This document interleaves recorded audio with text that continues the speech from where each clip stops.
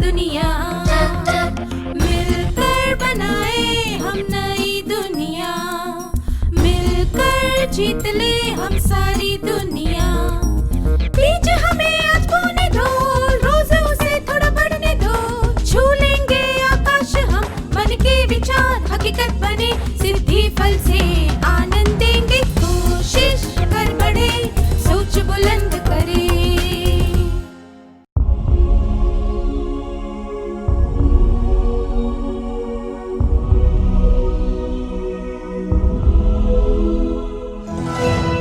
नमस्ते छात्रों, क्या अब आप परीक्षा के भय से मुक्त हो गए हैं? बहुत बढ़िया। पिछले सत्र में हमने सीखा था कि परीक्षा के एक दिन पहले क्या करना चाहिए और क्या नहीं। इस सत्र में हम सीखेंगे कि परीक्षा के दिन क्या करना चाहिए और क्या नहीं करना चाहिए। क्या हम इकबाल और मुकुल के बारे में बात करते हुए सत्र को आगे बढ़ाएं? मुकुल और इकबाल स्कूल जाने के लिए तैयार हो रहे थे। इकबाल ने नाश्ता करने के बाद एक ग्लास जूस पिया। मुकुल नाश्ता ही नहीं करना चाहता था, पर इकबाल की माँ ने उससे बात की और उसे हल्का फुल्का नाश्ता करने के लिए मना लिया। उन्होंने ऐसा क्यों किया?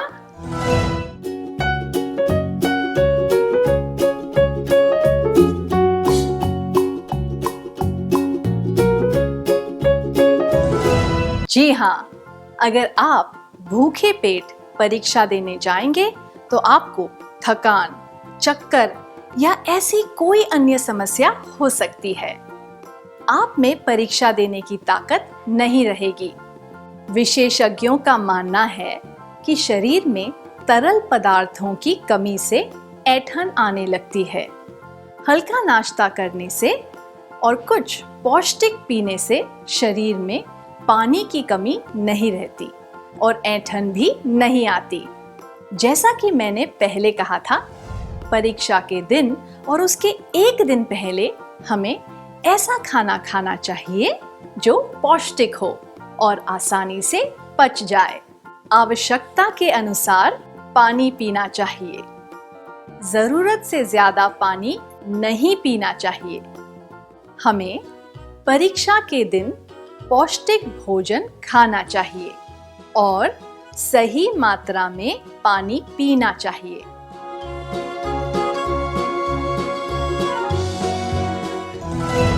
क्या आपने कभी भूखे पेट कोई परीक्षा दी है और उसकी वजह से क्या आपको कोई नकारात्मक परिणाम भुगतने पड़े हैं? क्या आप इसके बारे में सबको बताना चाहेंगे?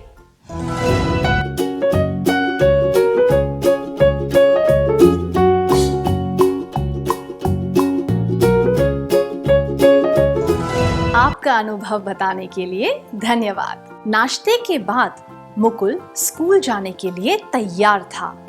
इकबाल ने कहा, स्कूल बस आने में अभी 15 मिनट है, हम 5 मिनट बाद भी निकल सकते हैं। मुकुल ने कुछ जवाब दिया।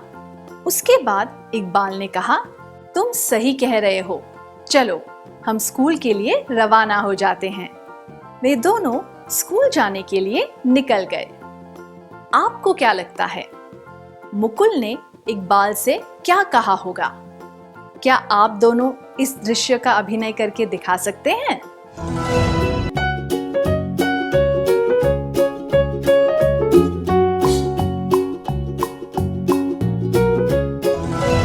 बहुत अच्छा किया आपने, धन्यवाद। क्या आपने इस वार्तालाप पर ध्यान दिया?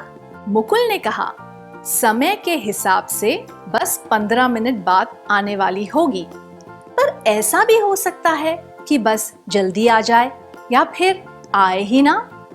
अगर हम स्कूल की तरफ जाने वाली पहली बस पकड़ लें तो हम इस तनाव से बच सकते हैं। क्या मुकुल सही कह रहा था? जी हाँ, तनाव से बचने के लिए यह बेहतर होगा कि हम समय से पहले स्कूल पहुंच जाएं। परीक्षा के लिए हमेशा समय से पहले पहुंचना ही अच्छा होता है। क्या आप कभी किसी परीक्षा के लिए देर से पहुंचे हैं? क्या आप अपने अनुभव के बारे में किसी अच्छे मित्र को बताना चाहेंगे?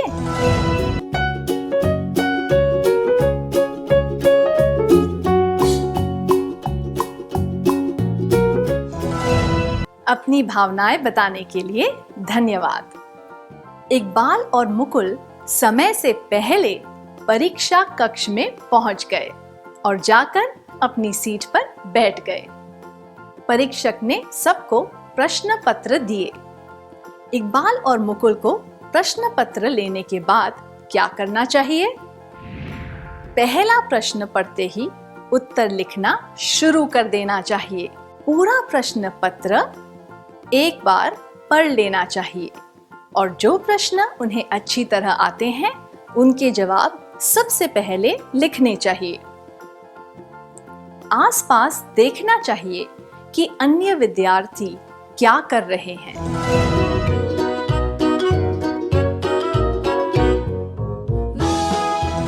हमें सारे प्रश्न एक बार पढ़ लेने चाहिए और फिर जिन प्रश्नों के उत्तर अच्छी तरह पता हो वो सबसे पहले लिखने चाहिए। इससे हमें ये पता चल जाएगा कि हमें सही प्रश्न पत्र मिला है या नहीं, और हम ये भी समझ पाएंगे कि प्रत्येक प्रश्न का उत्तर देने में हमें कितना समय लगेगा।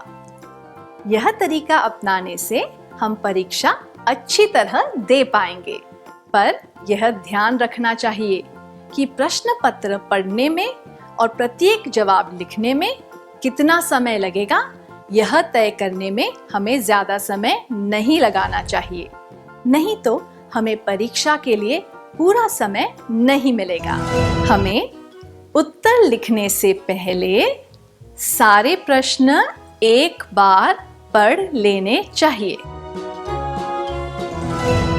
आइए देखते हैं कि अंग्रेजी की परीक्षा के दिन इकबाल के साथ क्या हुआ। अंग्रेजी के प्रश्न पत्र में उसकी मनपसंद कविता के बारे में एक निबंध वाला प्रश्न था। प्रश्न देखकर इकबाल बहुत खुश हुआ और उत्तर लिखने में खो गया। जब परीक्षक ने घोषणा की कि केवल आधा घंटा बचा है, तब उसे एहसास हुआ कि अभी उसे कई प्रश्नों के उत्तर लिखने हैं। वह फटाफट सारे उत्तर लिखने लगा।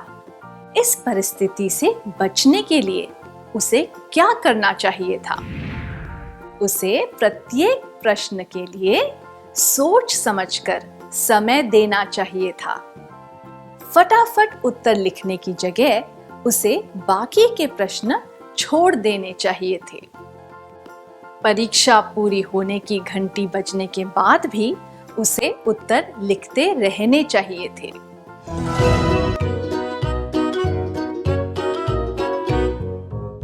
इकबाल से भी वही गलती हुई जो परीक्षा के दौरान अन्य कई छात्रों के साथ होती है। जिस प्रश्न का उत्तर उन्हें अच्छी तरह आता है उस पर ज्यादा समय बिताते हैं और बाकी प्रश्नों को फटाफट निपटा देते हैं। अगर उसने प्रत्येक प्रश्न को उचित समय दिया होता तो वह इस परिस्थिति से बच सकता था। कई बार इसका विपरीत भी होता है।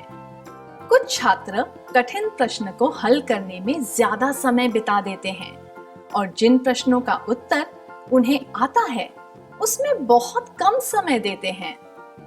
यह स्थिति भी खतरनाक हो सकती है। इससे आपके परिणाम पर भी असर पड़ सकता है।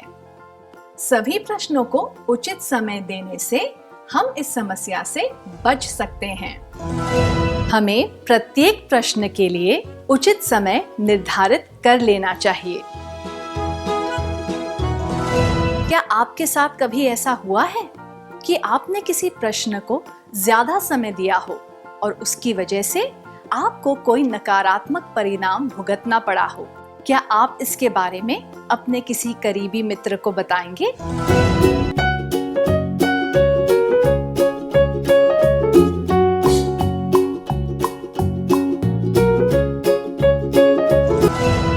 अपना अनुभव बताने के लिए धन्यवाद। अब एक क्रियाकलाप। आइए हम देखते हैं कि परीक्षा अच्छी तरह लिखने के लिए क्या क्या करना चाहिए। आपको स्क्रीन पर कुछ वाक्य दिखाए जाएंगे जिनमें रिक्त स्थान दिए गए हैं। रिक्त स्थानों में भरने के लिए आपको कुछ शब्द दिए जाएंगे। आपको उनमें से उचित शब्दों का प्रयोग करके रिक्त स्थान भरने हैं। क्या आप तैयार हैं? जिस उत्तर पुस्तिका में कुछ काटा न गया हो और सब कुछ स्पष्ट शब्दों में लिखा गया हो, वह क्या होती है? एक उत्तर पुस्तिका रिक्त होनी चाहिए। उसमें कोई भी उत्तर अधूरे नहीं होने चाहिए।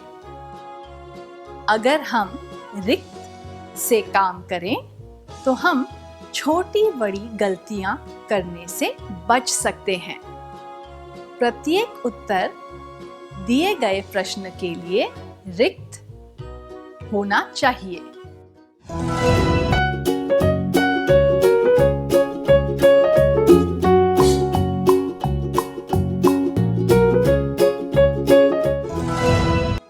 परीक्षा लिखते वक्त हमें रिक्त नहीं देखना चाहिए।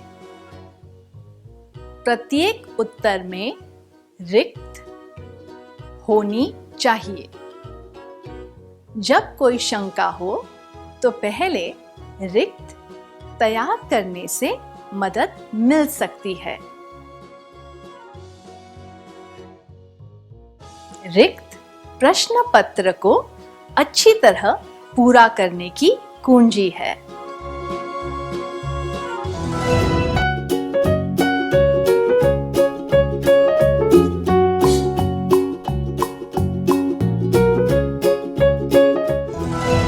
क्या आपने क्रियाकलाप पूरा कर लिया?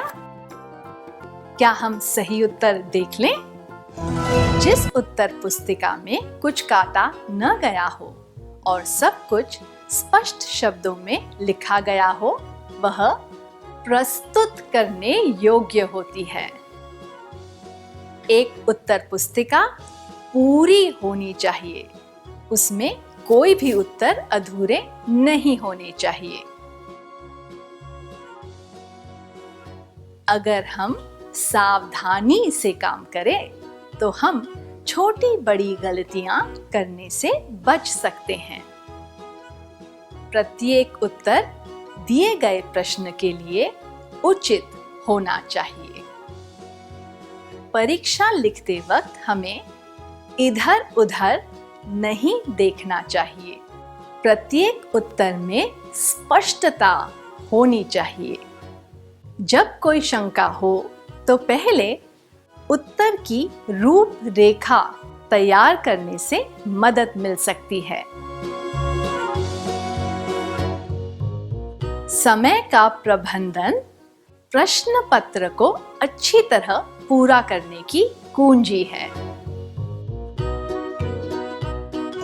मुझे यकीन है कि इन सब बातों को ध्यान में रखकर आप अच्छी तरह परीक्षा दे पाएंगे। इकबाल गणित की परीक्षा दे रहा था। एक कठिन प्रश्न में वो समझ नहीं पा रहा था कि उसे कौन से प्रमेय का प्रयोग करना चाहिए। उसके साथ बेंच पर एक ऊंची कक्षा का छात्र बैठा था। परीक्षक उत्तर पुस्तिका देने में व्यस्त था। इकबाल सोच रहा था कि धीरे से फुसफुसाकर वह उस छात्र से पूछ ले कि कौन से प्रमेय का प्रयोग करना चाहिए। अगर उसे यह पता चल जाए तो वह खुद ही उत्तर निकाल लेगा। वह अपने पास बैठे छात्र से यह पूछने के लिए अधीर हो रहा था। इकबाल को क्या करना चाहिए? उसे प्रमेय के बारे में पूछ लेना चाहिए, प्रमेय पूछने का प्रलोभन छोड़ देना चाहिए, उसे यह सोचकर निराश हो जाना चाहिए कि उसने ठीक से पढ़ाई नहीं की।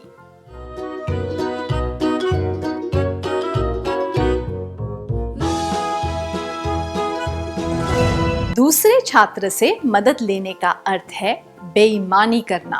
यह दूसरों के साथ नहीं बल्कि खुद के साथ बेईमानी होगी। उसने ठीक से पढ़ाई नहीं की, इस बारे में सोचकर निराश होने से भी कुछ हासिल नहीं होगा।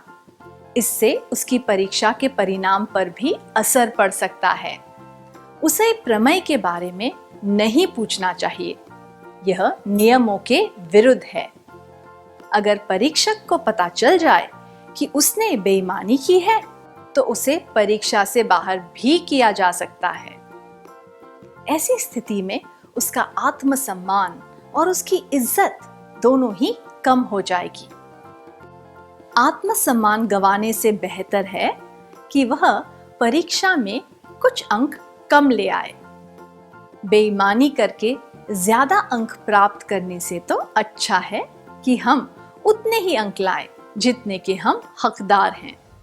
हमें बेईमानी नहीं करनी चाहिए और जो हमें आता है वही लिखना चाहिए।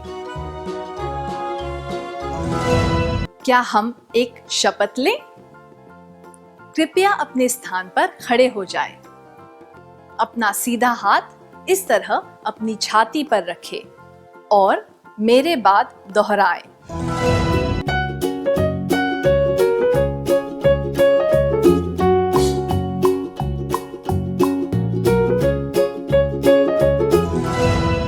परीक्षा के दौरान मैं पूरी ईमानदारी से काम करूंगा या करूंगी।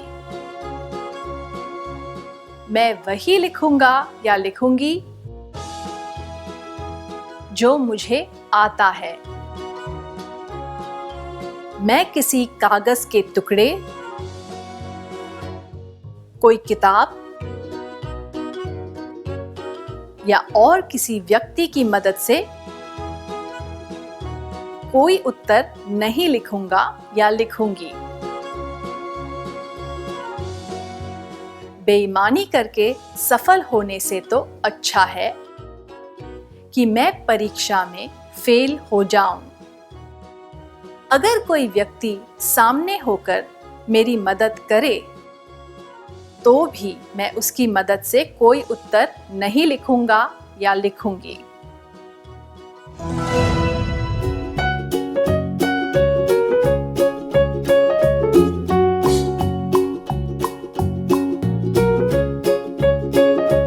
उस प्रश्न से परेशान होने के बाद इकबाल ने दूसरे प्रश्न हल किए। समय समाप्त होने के बाद उसने अपने उत्तर परीक्षक को दे दिए। मुकुल ने सारे प्रश्न हल कर दिए थे। उसने इकबाल की तरफ देखा। इसके बाद उसे क्या करना चाहिए? अपने उत्तर परीक्षक को देकर बाहर चले जाना चाहिए। आखिरी घंटी बजने से पहले सारे उत्तर एक बार जांच लेने चाहिए ताकि कोई गलती ना रह जाए। बैठे बैठे घंटी बजने का इंतजार करना चाहिए। जल्दबाजी में परीक्षा कक्ष से बाहर जाना या फिर घंटी के बजने का इंतजार करना सही नहीं होता।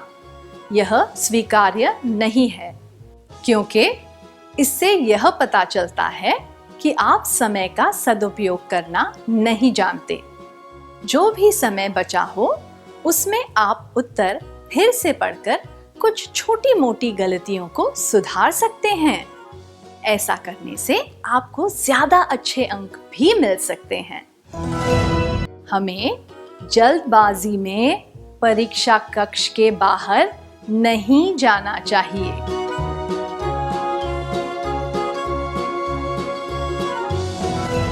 हमने अब तक इस बात पर ध्यान दिया कि परीक्षा के एक दिन पहले और परीक्षा के दिन क्या करना चाहिए और क्या नहीं करना चाहिए। अब हम देखेंगे कि परीक्षा के बाद किन बातों पर ध्यान देना चाहिए। परीक्षा के बाद इकबाल अन्य विद्यार्थियों के साथ प्रश्न पत्र के बारे में चर्चा कर रहा था। उसे पता चला कि उसने एक प्रश्न का उत्तर गलत लिख दिया है क्योंकि उसने प्रश्न ठीक से नहीं पढ़ा था। अब इकबाल को क्या करना चाहिए? गलती के बारे में सोचकर दुखी होना चाहिए, गलती की वजह से खुद को कोसना चाहिए, यह ठान लेना चाहिए कि अब वह ऐसी गलती दोबारा नहीं करेगा। दुखी होना या खुद को कोसना व्यर्थ होगा। इससे बेहतर तो यह होगा कि वह इस अनुभव से कुछ सीखे।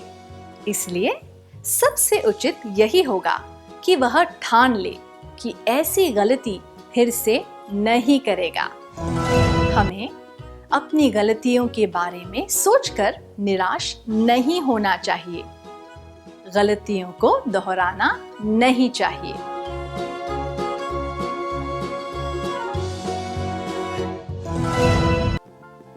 मुकुल ने बाहर आकर देखा कि इकबाल दो विद्यार्थियों के साथ प्रश्न पत्र के बारे में चर्चा कर रहा है। उसने इकबाल से कहा, जो परीक्षा हो गई उसके बारे में भूल जाओ, चलो घर चले। क्या आप चारों इस दृश्य का अभिनय करके दिखा सकते हैं?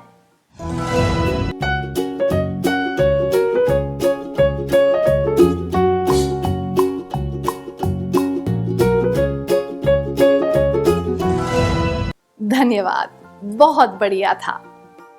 मुकुल इकबाल को वहां से क्यों ले गया? जो परीक्षा हो चुकी है उसके बारे में ज्यादा सोचना उचित नहीं होता। उससे तो केवल तनाव बढ़ता है और समय भी बर्बाद होता है। इकबाल को अपना मन बहलाना चाहिए और आने वाली परीक्षा पर ध्यान देना चाहिए।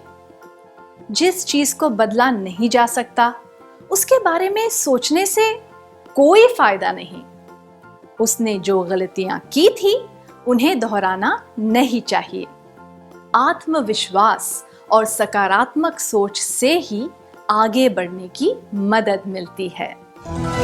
हमें बीती हुई परीक्षा के बारे में बात करके अपना समय बर्बाद नहीं करना चाहिए। क्या आप परीक्षा के बाद प्रश्न पत्र के बारे में चर्चा करते हैं? जब आपको पता चला कि आपने किसी प्रश्न का गलत उत्तर लिखा है तो आपको कैसा लगा? क्या आप इसके बारे में अपने करीबी मित्र को बताना चाहेंगे?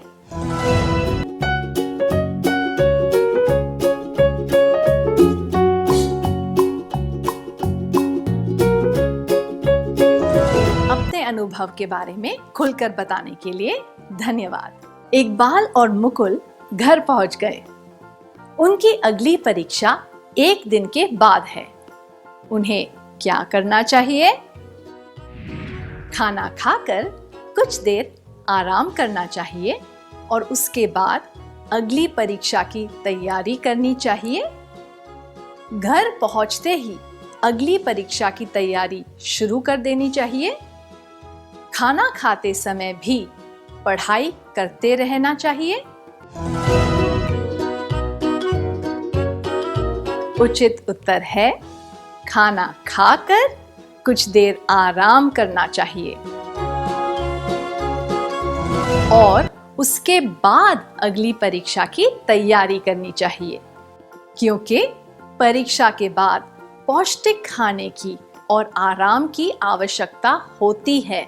जैसा कि हम सब जानते हैं, परीक्षा के समय काफी तनाव होता है, इसलिए शरीर में ऊर्जा बनाए रखना और दिमाग को ताजा रखना जरूरी है। उचित भोजन और आराम से हमारा शरीर स्वस्थ महसूस करता है।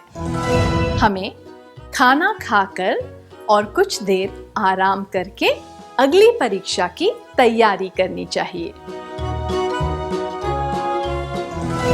अब आप अपनी परीक्षा की तैयारी कैसे करेंगे? आपने क्या योजना बनाई है? क्या आप में से कुछ विद्यार्थी इसके बारे में सबको बताना चाहेंगे?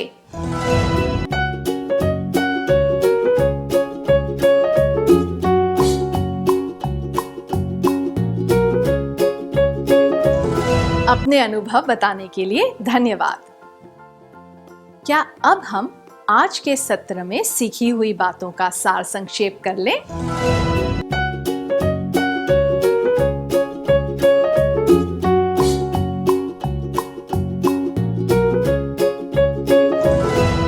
परीक्षा के दिन हल्का और पौष्टिक खाना खाएं। उचित मात्रा में पानी पिएं। समय से पहले परीक्षा कक्ष में पहुंच जाएं।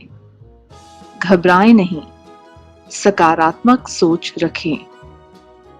सभी प्रश्नों के जवाब देने के लिए उचित समय रखें। परीक्षा के दौरान यह करें: प्रस्तुत करने योग्य उत्तर पुस्तिका, पूरे जवाब लिखें, समय का प्रबंधन, उत्तर की रूपरेखा बनाना, यह ना करें, इधर उधर देखना, छोटी मोटी गलतियां, ईमानदारी से काम करें, परीक्षा कक्ष से बाहर निकलने की जल्दबाजी में ना रहें। परीक्षा के बाद जो गलतियां हो गई हैं, उनके बारे में ज्यादा ना सोचें और समय बर्बाद ना करें। खाना खाकर और आराम करके अगली परीक्षा पर ध्यान दें। इतनी अच्छी तरह सार संक्षेप करने के लिए धन्यवाद।